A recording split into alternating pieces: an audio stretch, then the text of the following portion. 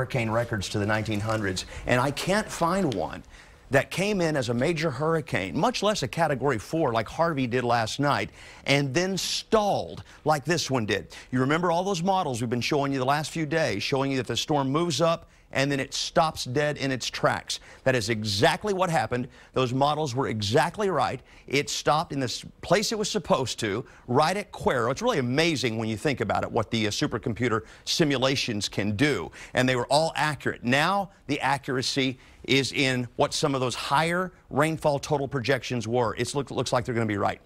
And that's not good news for us. We've got widespread rain. Some of these yellow areas, you know, in a normal storm, these yellow areas might represent 1/4 of an inch per hour, not a big deal, moderate rain, right? In a tropical environment like this, these represent 1 to 2 inch per hour rainfall rates. You can feel it out there, can't you? It's a warm rain. Any other time we have rain, it cools the air down. We call it rain-cooled air.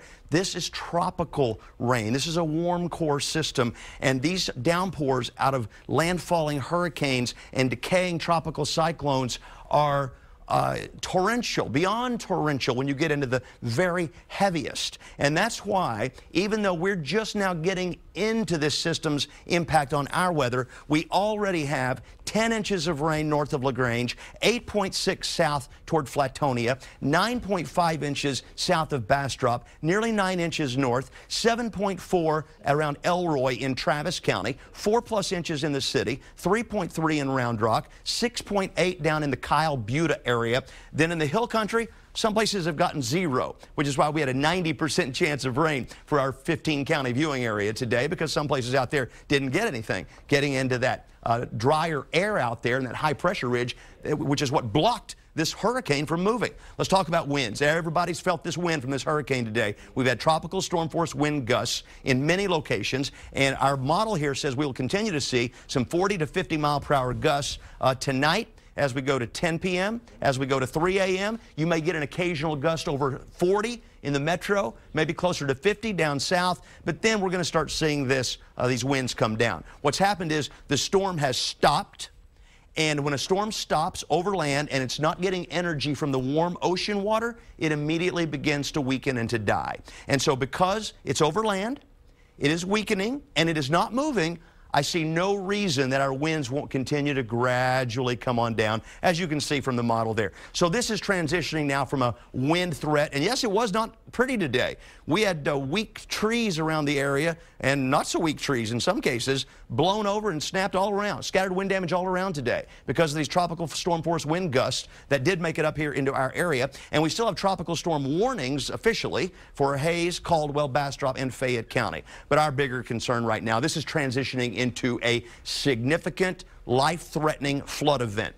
We have flash flood warnings for Bastrop, Caldwell, Fayette, Hays, and Lee counties now. My recommendation to you is do not be traveling tonight, especially after dark, when the dangers of flash flooding are higher in these flash flood warned areas. I would not be on the roads, especially a dark county road at night in Fayette County tonight.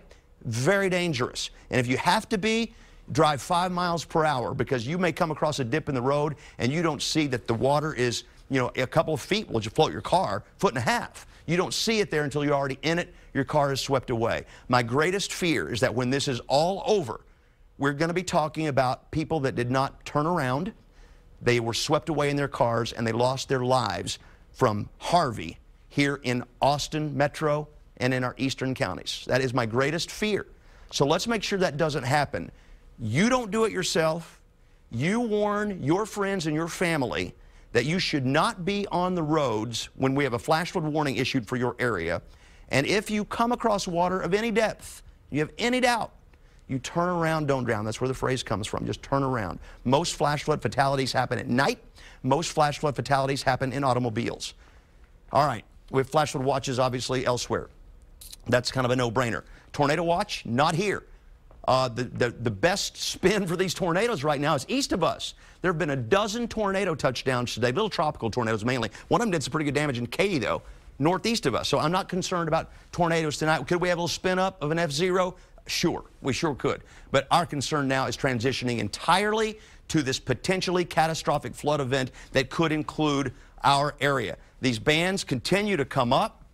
Here's the latest cone. We've been talking about this cone for days, and we still will as long as this is a tropical cyclone, and it is still a 60-mile-per-hour tropical storm, and it is basically over Cuero, Texas. It's moving.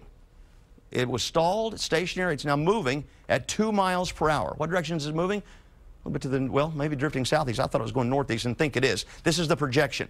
The official projection, if this storm followed the line, would do a loop, come back down toward Corpus, but you see how far out that heavy rain is. It's all the way to Houston and to Louisiana. So even if this drops south to Corpus, we've still got heavy rain bands and this fuel from the Gulf of Mexico like a train on train tracks, one after another. These waves and waves of rain coming up here until we've got 30 or 40 inches.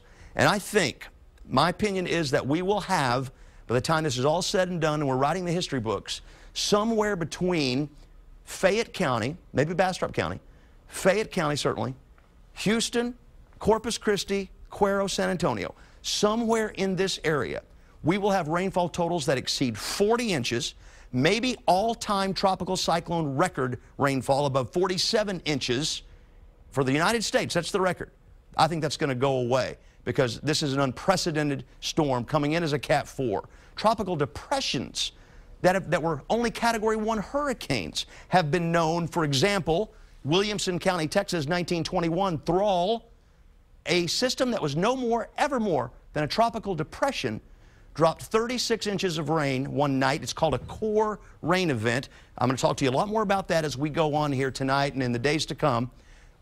Basically overnight. Most of that fell overnight in an 18-hour period. It was a United States record for rainfall, killed 100 people, one of the worst floods ever. That was in Thrall, Texas.